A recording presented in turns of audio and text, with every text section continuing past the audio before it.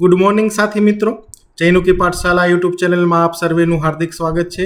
આજે આપણે ગુજરાત પંચાયતી સેવા પસંદગી મંડળ દ્વારા જ્યારે પણ જે એડવર્ટાઇઝમેન્ટ આપવામાં આવે છે એ એડવર્ટાઇઝમેન્ટમાં જે કોમન પ્રોબ્લેમ અને મિસ્ટેક હોય છે એ ઘણીવાર ઉમેદવારો તરફથી ઓનલાઈન એપ્લિકેશન અથવા ઓનલાઈન એપ્લાય કરતી વખતે થતી હોય છે।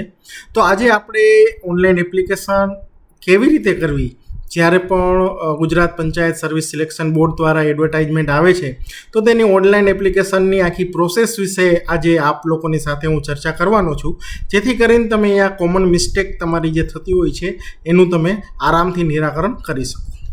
તો સૌપ્રથમ દોસ્તો, જ્યારે પણ જીપીએસએસબી તરફથી એડવર્ટાઇઝમેન્ટ આવે છે તો તેની ઓનલાઈન એપ્લિકેશનની પ્રોસેસ આપણે એક ઇમ્પોર્ટન્ટ ટાસ્ક એટલે કે online job application system government of Gujarat, જેને આપણે ojas.gujarat.government.in જે અહીં વેબસાઇટ છે એ વેબસાઇટ ઉપર આપણે જનરલી કરતા હોઈએ છીએ। તો જ્યારે પણ ઓજસની વેબસાઇટ ઉપર તમે ઓપન કરો છો ત્યારે ફ્રન્ટ પેજ આ રીતે કંઈક તમને દેખાશે। તો ઓનલાઈન એપ્લિકેશન માટે તમારે અહીં જે આપેલા છે જે બી ઓપ્શન, એમાં ઓનલાઈન એપ્લિકેશન ઉપર ક્લિક કરવાનું છે અને એના એપ્લાય ઉપર ક્લિક કરવાનું છે। જેવું જ તમે એપ્લાય ઉપર ક્લિક કરશો એટલે કે તમને અહીં પૂછશે કે ભાઈ તમારે કયા ડિપાર્ટમેન્ટની એડવર્ટાઇઝમેન્ટ ઉપર જવું છે, તો તમારે ત્યાં ગુજરાત પંચાયત સેવા પસંદગી મંડળ એટલે પસંદગી બોર્ડ ઉપર ક્લિક કરવાનું છે। એટલે કે તમને અત્યારે જે એપ્લિકેશન તમારા માટે ઓપન હશે, જે અત્યારે ચાલુ હશે એ અહીં દેખાશે। તો અત્યારે મિત્રો અધિક મદદનીશ ઇજનેર ઇલેક્ટ્રિક, પશુધન નિરીક્ષક વર્ગ 3, ગ્રામ સેવક, મુખ્ય સેવિકા, એ 4ની અરજી અત્યારે ઓપન છે। તો આ બધી અરજી માટે તમારે કોઈ વિગત જોવી હોય તો અહીં ડિટેલ ઉપર ક્લિક કરશો તો વિગત જોવા મળશે। સપોઝ આપણે લાઇવ સ્ટોક ઇન્સ્પેક્ટર ક્લાસ 3ની એપ્લિકેશનમાં આપણે એપ્લાય કરીશું, તો જેવું જ આપણે એપ્લાય ઉપર ક્લિક કરીશું તો આપણી ઉપર આવું ફરીથી એક ફ્રન્ટ પેજ ખુલશે। આ ફ્રન્ટ પેજમાં અહીંથી તમે જે બી એડવર્ટાઇઝમેન્ટ છે એની આ બ્લુ કલર છે, અહીંયા જે બી એડવર્ટાઇઝમેન્ટ છે એની ડિટેલ તમે જોઈ શકશો, અથવા તમારે ડાયરેક્ટ એપ્લાય કરવું હોય તો અહીં તમે એપ્લાય નાવ ઉપર ક્લિક કરવાનું। જેવું જ તમે એપ્લાય નાવ ઉપર ક્લિક કરશો તો તમારી પાસે આવા ઓપ્શન આવશે। હવે મિત્રો અહીંયા ઇમ્પોર્ટન્ટ છે કે તમારી પાસે કુલ 4 ઓપ્શન છે કે apply with OTR, skip, forgot registration number, new registration. હવે તમે જો અગાઉ ભૂતકાળમાં અથવા અત્યારે ક્યારેય પણ રજિસ્ટ્રેશન કરેલું હોય અહીં, તો તમારી પાસે જો રજિસ્ટ્રેશન નંબર અને બર્થ ડેટ તમને યાદ હોય રજિસ્ટ્રેશન નંબરની, તો તમે એપ્લાય વિથ OTR કરી શકો છો। અહીં તમે જે બી વિગત નાખશો ત્યારબાદ એપ્લાય વિથ OTR કરશો। અગર તમારી પાસે રજિસ્ટ્રેશન નથી કરેલું તો તમે સિમ્પલ અહીંયા સ્કીપ કરીને આગળ વધી શકો છો, અથવા જો તમારે ન્યૂ રજિસ્ટ્રેશન કરીને એક રજિસ્ટ્રેશન નંબર લેવો છે તો તમે ન્યૂ રજિસ્ટ્રેશન ઉપર ક્લિક કરી શકો છો। 3 ઓપ્શન છે, તમે 3 ઓપ્શનથી કરી શકો છો। ન્યૂ રજિસ્ટ્રેશન ઉપર સપોઝ આપણે ક્લિક કરીએ અહીં, તો જેવું જ ન્યૂ રજિસ્ટ્રેશન ઉપર ક્લિક કરીશું, આ એના માટે છે જેને એપ્લાય વિથ OTR કરવું છે એના માટે। તો અહીં એગ્રી ઉપર તમારે ક્લિક કરવાનું છે।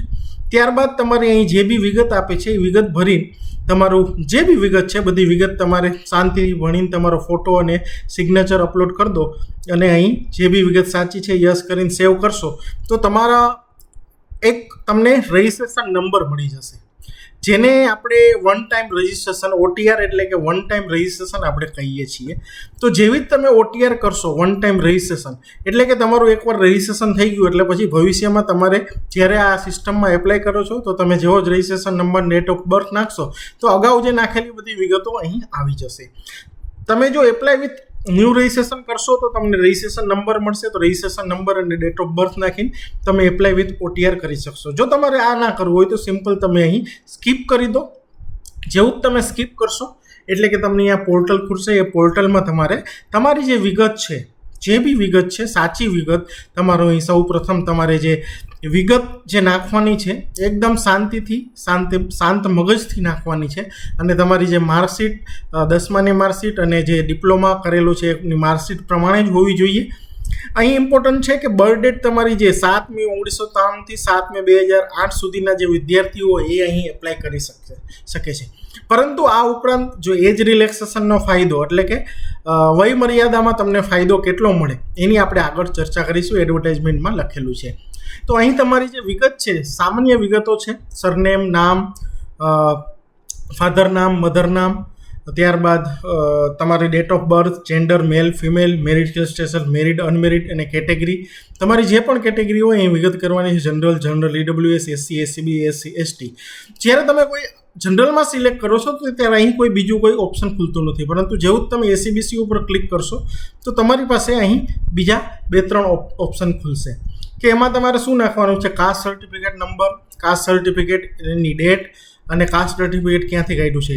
તો આપણે જનરલી જે બી સ્ટેટમાંથી હોય એ અહીં નાખવાનું છે. ત્યારબાદ non criminal certificate number, non criminal certificate date અને પ્રમાણપત્ર આપનારની સહી. એટલે કે અહીં જે છે 4 ઓપ્શન છે: મામલતદાર, TDO, district deputy director, DC, district social welfare officer. તો જ્યારે SCBC સિલેક્ટ કરો છો ત્યારે આવશે. જનરલ સિલેક્ટ કરશો તો અહીં કોઈ વિગત તમારે ભરવાની આવતી નથી. તેવી જ રીતે તમે SC સિલેક્ટ કરો, SCBC, ST કે જનરલ, EWS, તો પણ તમારે અહીં વિગત નાખવાની આવશે. ત્યારબાદ અહીં તમારું જે એડ્રેસ છે, પ્રેઝન્ટ એડ્રેસ અને પરમેનન્ટ એડ્રેસ, એ ખાસ ઇમ્પોર્ટન્ટ છે મિત્રો. કે પ્રેઝન્ટ એડ્રેસ અને પરમેનન્ટ એડ્રેસ ઘણીવાર આપણે કોઈ અલગ જગ્યાએ રહેતા હોય અને પરમેનન્ટ એડ્રેસ, પરંતુ મારું એવું માનવું છે તો પરમેનન્ટ એડ્રેસ ઉપર જો આપણા કોઈ રિલેટિવ રહેતા હોય યા મધર ફાધર રહેતા હોય તો જનરલી બંને જગ્યાએ પરમેનન્ટ એડ્રેસ છે એમાં જ પ્રેઝન્ટ એડ્રેસ તમે નાખી શકો છો. પરંતુ પરમેનન્ટ એડ્રેસ તમારું વતન હોય પણ ત્યાં કોઈ તમારું અત્યારે કોઈ રહેતું ના હોય તો તમે અત્યારે જ્યાં રહેતા હોય એનું પ્રેઝન્ટ એડ્રેસમાં એ નાખી શકો છો અને પરમેનન્ટ એડ્રેસમાં જે વતન છે એ નાખી શકો છો. અહીં વિગતમાં મોસ્ટ ઇમ્પોર્ટન્ટ છે કે તમારે જે મોબાઈલ નંબર અને ઈમેલ ID છે એ ખૂબ સાચવીને નાખવાનું છે. કારણ કે ભવિષ્યમાં તમારે જ્યારે પણ કોઈ પણ એલર્ટ છે એ SMS ના માધ્યમથી પ્રાપ્ત થશે તો એના માટે બહુ અગમચેતીના ભાગરૂપે તમારે ચોકસાઈ રાખવી પડશે. તો ગુજરાત પંચાયત સેવા પસંદગી મંડળમાં તમને રમતગમતના વધારાના માર્ક મળતા હોય છે. એટલે કે રમતગમતમાં તમે જે પાર્ટિસિપેન્ટ થયા હોય તો એમાં તમારે યસ કરવાનું અને યસ કરીને તમારી અહીં જે ગેમ્સ હોય એ ગેમનું ઓપ્શન ખુલી જશે. અહીં જેટલા ઓપ્શન છે એ ઓપ્શન તમે સિલેક્ટ જે બી હોય સિલેક્ટ કરી શકો છો. અને ત્યારબાદ એનું લેવલ છે કે નેશનલ, ઇન્ટરનેશનલ, ઇન્ટર યુનિવર્સિટી અથવા કોમ્પિટિશન ઓર્ગેનાઇઝ બાય અખિલ ભારત સેવા સંઘ. અને એમાં જે રમતગમતમાં ભાગ લીધા હોય એનું સહી, પછી એના પ્રમાણપત્રની તારીખ અને રમતગમતનું પ્રમાણપત્ર આપનાર ફેડરેશનના સત્તાધિકારીની સહી એમાં હોવી જોઈએ. એટલે એનું પછી અહીંયા તમારે જે સત્તાધિકારી હોય એની અહીંયા વિગત લખવાની છે. ત્યારબાદ જો PWD પર્સન વિથ ડિસેબિલિટી હોય તો એને અહીં યસ કરીને જે વિગત છે અહીં આપેલી છે એ નાખવાની છે. ત્યારબાદ basic computer knowledge as per government rules અહીંયા આપણે તમારે યસ રાખવાનું છે. બેઝિક કોમ્પ્યુટર નોલેજ હોવું જરૂરી છે આ એડવર્ટાઇઝ માટે.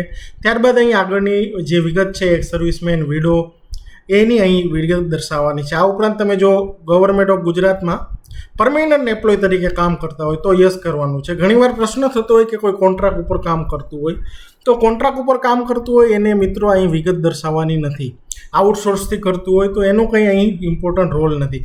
તમે પરમનન્ટલી ગુજરાત ગવર્મેન્ટના એમ્પ્લોય હોય તો અહીં યસ કરવાનું છે. તો ઘણીવાર કેવું હોય કે તમે 5 વર્ષના ફિક્સમાં હોય તો પણ એને પણ અહીં વિગત દર્શાવવાની છે. માન લો કે કોઈ શિક્ષક હોય અને એને LIનું ફોર્મ ભરવું હોય તો અત્યારે 2 વર્ષ થયા હોય તો એને અહીં દર્શાવી વિગત પડશે. ત્યારબાદ લેંગ્વેજની માહિતી છે. તમે જાણો છો રીડ એટલે વાંચી શકો છો, રાઇટ એટલે લખી શકો છો, સ્પીક એટલે બોલી શકો છો. જો 3 વસ્તુ તમારે હોય તો તમારે ઇંગ્લિશમાં 3 વસ્તુમાં કમાન્ડ હોય તો તમે અહીં ટિક કરી શકો છો. એ પ્રમાણે હિન્દી, ગુજરાતી. ત્યારબાદ એજ્યુકેશનલ ડિટેલમાં અહીં તમારે બાય ડિફોલ્ટ હશે જ કે ભાઈ 3 યર ડિપ્લોમા કોર્સ, તમારા અહીંયા જે પર્સન્ટેજ નાખવાના છે. ત્યારબાદ તમારો જે ક્લાસ હોય ફર્સ્ટ, સેકન્ડ, પાસ એ લખવાનું છે. ઇન્સ્ટિટ્યૂટ નામ અને એક્ઝામ બોડી એટલે કે જે બી તમારી કોલેજનું નામ હોય કોલેજનું નામ પ્લસ તમારી યુનિવર્સિટીનું નામ અહીં તમારે દર્શાવવું પડશે. ત્યારબાદ સ્ટેટ, ત્યારબાદ પાસિંગ યર, ટ્રાયલ અને જે એમાં સિરિયલ નંબર હોય એટલે કે તમારો એનરોલમેન્ટ નંબર હોય એ અહીં તમારે નાખવાનો છે. ત્યારબાદ તમારે અહીં બાંયધરી આપવાની છે. જેવી જ બાંયધરી ઉપર તમારે યસ ઉપર ક્લિક કરવું ફરજિયાત છે. યસ ઉપર ક્લિક કરો તો આગળ નહીં વધો. યસ ઉપર ક્લિક કરશો એટલે સેવ થશે. સેવ થશે એટલે તરત જ તમને એક એપ્લિકેશન નંબર મળશે મિત્રો. એ એપ્લિકેશન નંબર તમારે સાચવવાનો છે, એનો સ્ક્રીનશોટ રાખી મૂકવાનો છે. એને તમારે ગમે અહીંયા ગૂગલ ડ્રાઈવમાં એને ફોટોને શેર કરી દેજો. તમારા પેરેન્ટ્સ સાથે શેર કરી દેજો. જેવું જ તમે એકવાર રજિસ્ટ્રેશન અહીં એકવાર સેવ ઉપર કરશો એટલે તમને રજિસ્ટ્રેશન નંબર મળશે. જેવું જ રજિસ્ટ્રેશન નંબર મળે ત્યારબાદ તમારે ફોટો અને સિગ્નેચર અપલોડ કરવાની છે. એટલે કે અહીં જ ઓનલાઈન એપ્લિકેશનમાં નીચે જે ઓપ્શન છે અપલોડ ફોટો એન્ડ સિગ્નેચર, એના ઉપર ક્લિક કરવાનું છે. એના ઉપર ક્લિક કરશો એટલે કે જે એપ્લિકેશન નંબર તમને મળ્યો છે એ અને બર્થ ડેટ જેવી જ અહીં એન્ટર કરશો એટલે કે તમને અહીંયા ફોટો અને સિગ્નેચર અપલોડ કરવા આપશે. જેવો જ ફોટો અને સિગ્નેચર અપલોડ થઈ જાય ત્યારબાદ તમારે એપ્લિકેશનને કન્ફર્મ કરવાની છે. એટલે કે અહીં કન્ફર્મ ઉપર ક્લિક કરવાનું છે. એકવાર ફોટો અને સિગ્નેચર અપલોડ થઈ જાય એટલે એપ્લિકેશન નંબર, બર્થ ડેટ અને કેપ્ચા નાખીને તમે જેવું જ ઓકે કરશો એટલે તમારું એપ્લિકેશન ફોર્મ ખુલી જશે. એપ્લિકેશન ફોર્મમાં જો તમને એવું લાગતું હોય કે મારે એક મિસ્ટેક રહી ગઈ છે તો તમે કન્ફર્મ એપ્લિકેશન કર્યા પહેલાં તમે કોઈ પણ પ્રકારના સુધારા કરી શકશો. પરંતુ એકવાર કન્ફર્મ જ્યારે એપ્લિકેશન કરી દેશો ત્યારબાદ કોઈ પણ પ્રકારના સુધારા કરી શકશો નહીં. એટલે માન લો કે તમને એવું લાગ્યું કે ભાઈ મારે આમાં સુધારા કરવા છે તો તમે ફરીથી ઓનલાઈન એપ્લિકેશનનું જે એડિટ ઓપ્શન છે એના ઉપર તમે જેવું જ ક્લિક કરશો મિત્રો, તે એડિટમાં તમારો એપ્લિકેશન નંબર, બર્થ ડેટ નાખીને તમે ઓકે કરશો એટલે જે બી સુધારા કરવો હોય સુધારા કરી શકશો. ફરીથી તમને સુધારા થઈ ગયા, બધું ઓકે થઈ ગયું, ફોટો સિગ્નેચર અપલોડ થઈ ગયું, તો હવે તમારે કન્ફર્મ એપ્લિકેશન કરવાની છે. જો કન્ફર્મ એપ્લિકેશન નહીં કરો તો તમારી એપ્લિકેશન સબમિટ થયેલ નથી. એટલે કે એમાં તમે ભવિષ્યમાં એક્ઝામ પણ નહીં દઈ શકો અને તમારી એપ્લિકેશન પણ તમારી સબમિટ થયેલી નહીં ગણાય. એટલે એપ્લિકેશન નંબર, બર્થ ડેટ નાખીને જેવું ઓકે કરશો ત્યારબાદ ફરીથી તમારે અહીંયા કન્ફર્મ કરવાની છે એપ્લિકેશન. જ્યાં સુધી એપ્લિકેશન નંબર એક આવશે, બીજો કન્ફર્મેશન નંબર આવશે. એટલે એપ્લિકેશન નંબર આવી ગયો એના ઉપરથી તમારે કન્ફર્મ કરવાની છે. કન્ફર્મ થઈ જાય, કન્ફર્મ એપ્લિકેશન થઈ જાય, એ કન્ફર્મ થઈ જાય પછી જો ઉમેદવારે ફી ભરવાની થતી હોય તો ફી ભરવાની છે. ઘણા ઉમેદવારને એમાં રિલેક્સેશન હોય, ફી ભરવાની નથી, એને ફી ભરવાની નથી, એને કન્ફર્મ થઈ જાય એટલે ઓકે. માની લો કે એકવાર તમે કન્ફર્મ કરી લીધી, ઓકે કરીને પછી નેક્સ્ટ જ્યારે કરશો આ વિગત તમારી ખુલી જશે. ત્યારબાદ તમે એમાં ઓકે યસ કરી દેશો એટલે કે તમને કન્ફર્મ થઈ જશે. કન્ફર્મ એપ્લિકેશન નંબર પછી કન્ફર્મેશન નંબર આવશે અને કન્ફર્મેશન નંબર આપ્યા પછી તમારે જો એમાં ફી ભરવાની થતી હોય તો અહીંથી ફરીથી ઓનલાઈન એપ્લિકેશન ઉપર નીચે અહીં પ્રિન્ટ એપ્લિકેશન ફોર્મ ઓર પે ફીઝ ઉપર ક્લિક કરવાનું છે. અહીં તમારી જે એડવર્ટાઇઝમેન્ટ છે એ સિલેક્ટ કરી લેવાની છે. ત્યારબાદ જે કન્ફર્મેશન નંબર આવ્યો છે, ફી ભરવામાં કન્ફર્મેશન નંબર જોશે, એપ્લિકેશન નંબરની જરૂરિયાત નથી. અને ત્યારબાદ અહીં ડેટ ઓફ બર્થ એન્ટર કરવાનું છે અને ત્યારબાદ અહીં કેપ્ચા તમારે એન્ટર કરવાના છે. એટલે કે તમે ત્યાં આગળ જ્યારે સબમિટ કરશો, સબમિટ કરીને તમે SBI e-પેના માધ્યમથી તમે ઓનલાઈન તેની ફી ભરી શકશો.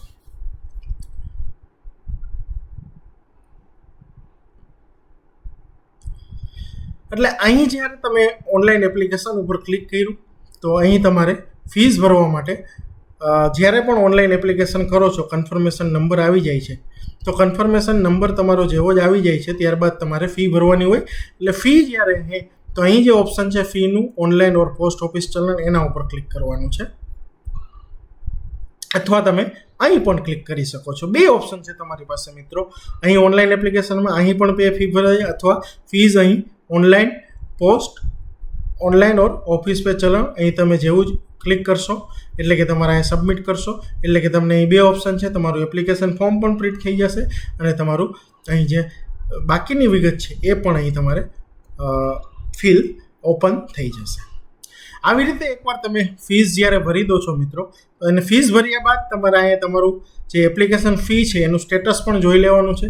તો એના ઉપર આપણે જેવું જ ક્લિક કરશું ચેક એપ્લિકેશન ફી સ્ટેટસ, તો અહીં તમારે એડવર્ટાઇઝમેન્ટ નંબર નાખવાનો છે, જે બી હોય અહીં વિગત આપી છે એ રીતનું. ત્યારબાદ કન્ફર્મેશન નંબર, ડેટ, પછી અહીંયા તમારે ફી ટાઈપ, એપ્લિકેશન ફી અને એનું ચેક સ્ટેટસ જોઈ લેવાનું છે. એટલે તમારી ફી ભરાઈ ગઈ છે કે નહીં એની વિગત અહીંથી તમને મળી જશે. એકવાર ફી ભરાઈ ગઈ ત્યારબાદ તમારે હવે શું કરવાનું છે કે ફરીથી અહીં પ્રિન્ટ એપ્લિકેશન ફોર્મ ઉપર ક્લિક કરવાનું છે. તમારે અહીં વિગત નાખ દેવાની છે અને ત્યારબાદ તમારું ફોર્મ છે એ પ્રિન્ટ કાઢી લેવાનું છે અને સેવ કરી લેવાનું છે. અને એને તમારા જે ફાધર મધર હોય એની સાથે શેર કરી દેજો એટલે ભવિષ્યમાં, અને જો જરૂર પડે તો એની પ્રિન્ટ પણ કાઢી લેવાની મિત્રો. કારણ કે આ બધી વસ્તુ છે, પ્રિન્ટ એપ્લિકેશન ફોર્મ, પછી જે રિસિપ્ટ છે એની પણ પ્રિન્ટ તમારે લઈ લેવાની છે. અહીંયા જે ફીસ ભરો છો એની પણ રિસિપ્ટ એ અહીં તમારે રાખી દેવાનું છે. હવે બીજી વસ્તુ અહીંયા જે ઇમ્પોર્ટન્ટ યાદ રાખવાનું છે, જ્યારે ફોટો તમે અપલોડ કરો છો તો તમારો ફોટો છે એ તાજેતરનો હોવો જોઈએ અને તમારી પાસે એની 5 થી 7 કોપી હોવી જરૂરી છે. આ ઉપરાંત મિત્રો જે ફી ભરવાની છે અને રિલેક્સેશન છે, કોને રિલેક્સેશન મળે અને કોને ફી ભરવાની છે તેની વાતો કરીશું આપણે કે લાઇવસ્ટોક ઇન્સ્પેક્ટરવાળી અરજી છે અથવા કોઈ પણ જ્યારે ગુજરાત પંચાયત સેવા પસંદગી મંડળની એડવર્ટાઇઝ આવે તો એની ડિટેલ એડવર્ટાઇઝમેન્ટમાં અરજી ફીનું એક ખાનું હોય છે, લખેલું હોય છે કે એમાં લખેલું જ છે કે ફોર્મ ભરતી વખતે આ લાઇવસ્ટોક ઇન્સ્પેક્ટરનું છે તો આપણે એના પરવ્યુમાં વાત કરી કે ફોર્મ ભરતી વખતે જનરલ કેટેગરી સિલેક્ટ કરી હોય, દર્શાવી હોય તેવા તમામ ઉમેદવારોએ અરજી ફી ભરવાની રહેશે. બાકી નીચે મુજબ કેટેગરીના ઉમેદવારોએ કોઈપણ પ્રકારની અરજી ફી ભરવાની રહેશે નહીં. એટલે કે SC category, ST category, SCBC, EWS, ex serviceman, PWD કેટેગરીને ફી ભરવાની રહેતી નથી. સામાન્ય વર્ગ, જનરલ કેટેગરીના ઉમેદવાર અરજી ફી ભરવાની રહે છે. આ માટે ઉમેદવાર ઓનલાઈન SBI પેના માધ્યમથી અરજી ફી ભરી શકાશે. જે મેં અગાઉ દેખાડ્યું તમને, ત્યાંથી તમે અરજી ફી પેમેન્ટ કરી શકશો. જે ફરીથી હું તમને દેખાડી દઉં કે અહીં ફીસ છે, ઓનલાઈન એપ્લિકેશન, એના ઉપર જઈ શકો છો. અહીં છે ઓનલાઈન એપ્લિકેશન, અહીં છે પે ફીસ, ત્યાં પણ જઈ શકો છો. ત્યારબાદ જેવું જ તમે અહીંયા ક્લિક કરશો તો તમારે જે વિગત નાખવાની થશે, વિગત નાખીને તમારે ત્યાં ફીસ માટે સબમિટ કરવાનું છે. ત્યારબાદ આગળ મિત્રો આપણે વાત કરીએ તો સામાન્ય વર્ગના ઉમેદવારો માટે જનરલી ઘણીવાર કેવું થતું હોય કે આપણે ફી ભરવાનું ભૂલી જઈએ. જનરલ કેટેગરીમાં એપ્લાય કર્યું હોય ફી ભરવાનું ભૂલી જાય, કન્ફર્મ થઈ ગઈ હોય પરંતુ ફી ના ભરી હોય તો ત્યારે કેવું થતું હોય કે સામાન્ય વર્ગના ઉમેદવાર પૈકી કોઈ ઉમેદવાર કોઈપણ પ્રકારના કારણસર નિયત સમય મર્યાદામાં અરજી ફી ઓનલાઈન મારફતે જમા ન કરાવી શકે તો આવા ઉમેદવારોએ તારીખ 8/5/2026 એટલે કે લાઇવસ્ટોક ઇન્સ્પેક્ટરની જે ભરતી છે તેમાં 8/5/2026 થી 12/5/2026 દરમિયાન ગુજરાત પંચાયત સેવા પસંદગી મંડળની કચેરીએ કામકાજના દિવસો અને કચેરી સમય દરમિયાન રૂબરૂમાં પ્રોસેસ ફી ₹500 અંકે ₹500 પૂરા રોકડેથી જમા કરાવશે તો તેમની અરજી ફી ગણીને તેમની અરજી માન્ય રાખવામાં આવશે અને આવા ઉમેદવારોને નિયત સમય મર્યાદામાં કોલ લેટર ડાઉનલોડ કરી શકશે. એટલે કે કોઈ ભૂલી ગયું, આમ ફી ₹100 છે પણ ભૂલાઈ ગઈ તો હવે 8/5 થી 12/5 દરમિયાન કચેરી સમય દરમિયાન તમે રૂબરૂમાં ₹500 ભરી દો તો તમને ભવિષ્યમાં કોલ લેટર ડાઉનલોડ કરવા દે. અથવા તમે ના ભરો પૈસા, અહીં ₹100 નથી ભર્યા, ₹500 ભર્યા નથી તો તમે આગળ પરીક્ષા આપી શકશો નહીં. અહીં લખેલું જ છે. તેમજ જો પ્રોસેસ ફી સ્વીકારવાનો સમય પૂર્ણ થઈ ગયા બાદ કોઈ પણ ઉમેદવારની અરજી ફી સ્વીકારવામાં આવશે નહીં.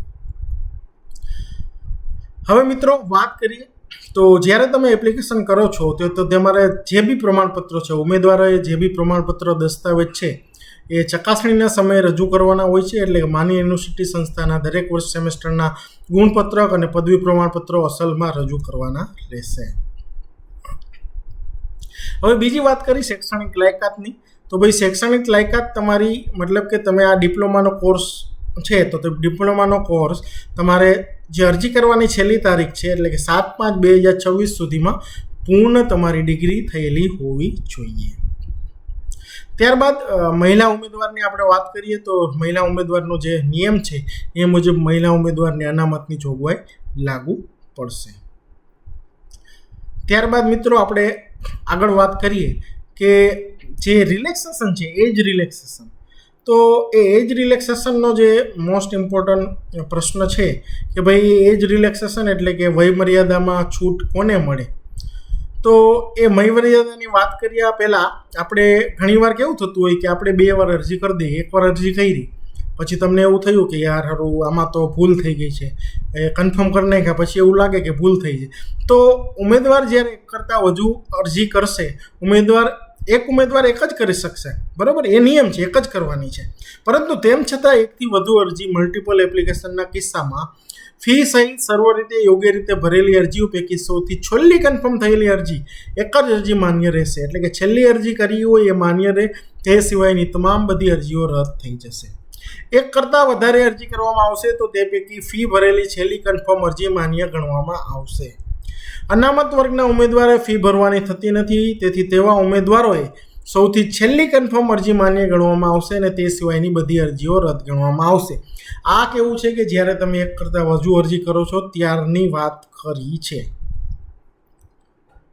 હવે મિત્રો વય મર્યાદામાં છૂટ જે છે એ ખાસ કરીને સામાન્ય કેટેગરીના મહિલા ઉમેદવારોને 5 વર્ષ, અનામત કેટેગરીના પુરુષોને 5 વર્ષ, ત્યારબાદ અનામત કેટેગરીના મહિલા ઉમેદવારોને 10 વર્ષ અને મહત્તમ જે છે 45 વર્ષની મર્યાદામાં.